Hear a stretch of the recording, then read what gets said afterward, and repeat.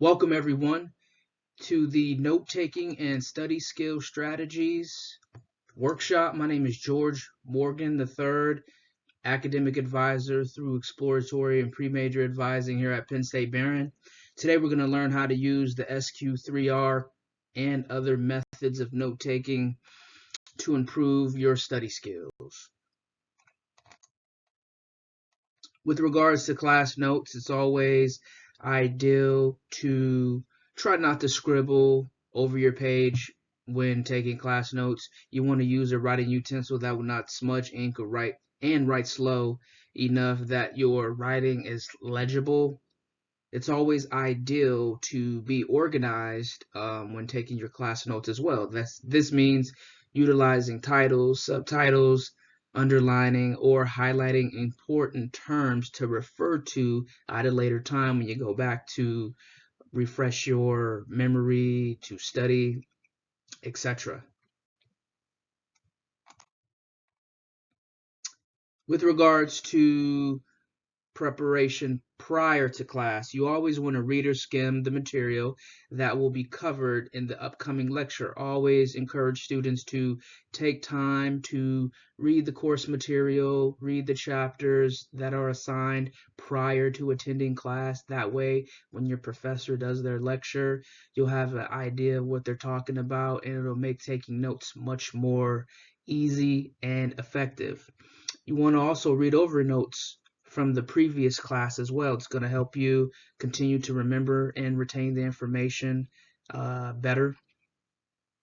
If need be, meet with your professor to clarify any confusion on concepts that you may have. Also, ask classmates for notes from a previous class if you have missed a class or was out for a period of time, and compose clear questions about terms and concepts. During class, you always want to stay involved, be attentive, ask questions, sit as close to the front as possible. Doing this means minimal distractions. Make sure that you're not engaged with your phone for that 50 minutes of a class time if you're in a Monday, Wednesday, Friday class, or an hour and 15 minutes on Tuesday and Thursday class. Just be attentive. Taking too many notes rather than not enough is actually a good thing. During a lecture, focus on the point the professor is making rather than scrambling to copy the entire PowerPoint slide without listening to what the professor is actually saying. More often than not, your professor is going to have that same PowerPoint presentation available in Canvas, so you can refer to it at a later time.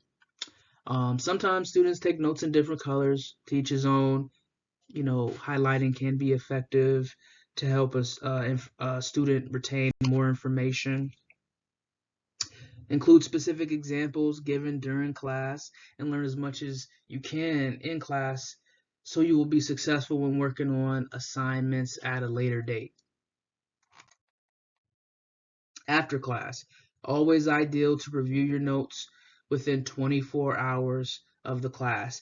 If your professor gives you a homework assignment, it's always ideal to do that homework assignment within 40 hours of it was given to you. Reason being, you are going to be able to remember the information more clearly, do quality work. It's after that 40 hours, if you procrastinate that, things may get a little cloudy. And if you have any questions regarding to that homework, you can reach back out to the professor and ask them for clarity because the professor just got done teaching that information. Therefore, it's going to be very clear in their minds as well.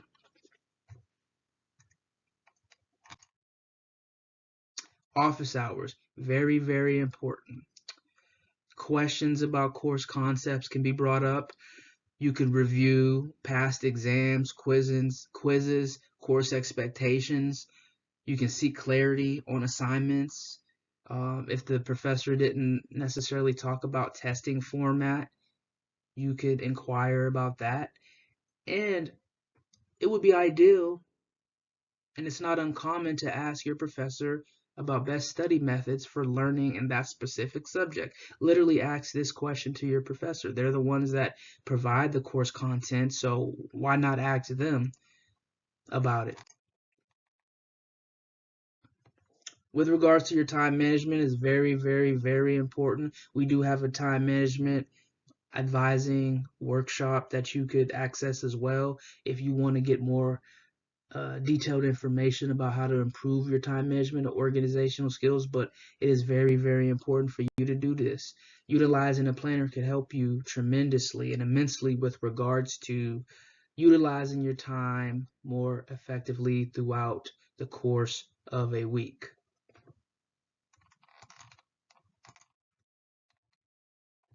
Proper preparation prevents poor performance.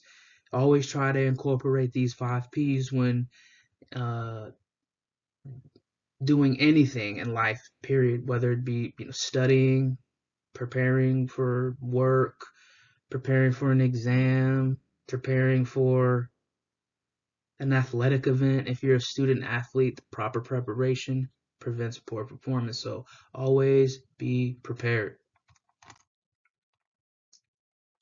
With regards to SQ3R, SQ3R stands for survey, question, read, recite, and review. So we're going to start with survey. With regards to surveying, you gather information necessary to focus and formulate goals. What does that mean? Well, you can read the title. It helps your mind prepare to receive the subject at hand. Reading the introduction is also helpful as well, or the summary, because it helps you orient yourself to how each chapter fits the author's purposes and focus on the author's statement of the most important points. With regards to surveying as well, when you're in your textbook, notice any graphics, any charts, any maps, any diagrams that are available there to make a point, and don't overlook those. Lastly, you want to notice reading aids, whether things are in italics, whether they're in bold-face print, chapter objective. Maybe at the end of the chapter, questions are all included there to help you sort, comprehend, and remember the information. As it relates to question, you can turn boldface headings for each section into as many questions as you think will be answered in that particular section. And then the better the questions, the better your comprehension is likely to be. You may always add further questions as you proceed, but when your mind is actively searching for answers to question, it becomes engaged in actual learning. As it relates to the read, you want to read one section at a time with your question in mind and look for answers. Recognize when you need to make up some new questions if need be.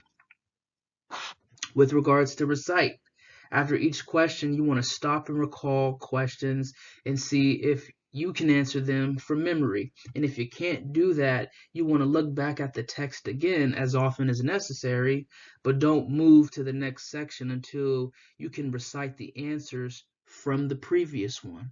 And lastly, for SQ3R, we have review, right? So once you finish the entire chapter, utilizing the previous steps, you can go back over the question you created for every heading.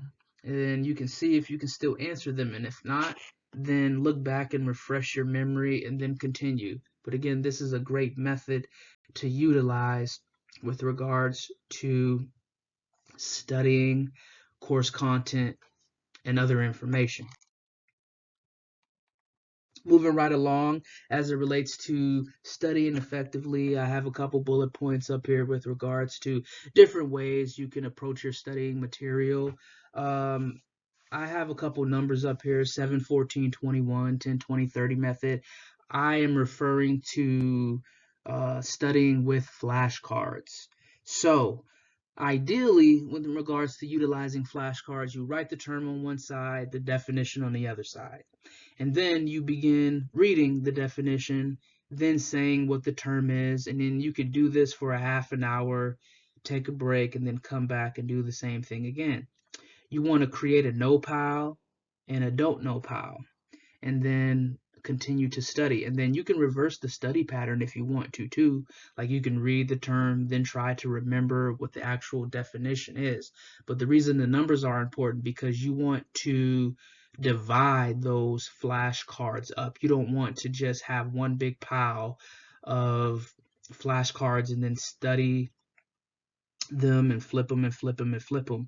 7, 14, 21, divide them in 3, study 7 at a time, go to the next 7, study those, go to the next 7, shuffle them up, divide them again. This helps you retain the information quicker, opposed to, again, having one big pile of flashcards. With regards to space practice, what I'm basically talking about is space practice is the opposite of cramming. In high school, we could do that. We could study on a Thursday night in preparation for a Friday exam. In college, it really doesn't work like that. You want to have a space practice where, in preparation for an exam, you want to study at least maybe 1 to 2 hours a day, 5 to 7 days prior to that actual exam. And think about it. If you're a student athlete, you practice all week in preparation for a game. You don't wait till Friday to practice for a Saturday scrimmage or game. You space it out. Ask, explain, and connect. This is where you want to ask yourself questions. When reviewing your notes, you want to review the topics and concepts that really stick out. And then you want to break down the ideas to try to think of concrete examples from personal experience. Words and imagery are very, very important. Like I stated in the SQ3R, you gather the information necessary to focus and formulate your goals. So you want to notice any graphics, charts, maps, diagrams, etc. Tutoring is available on campus through the Learning Resource Center.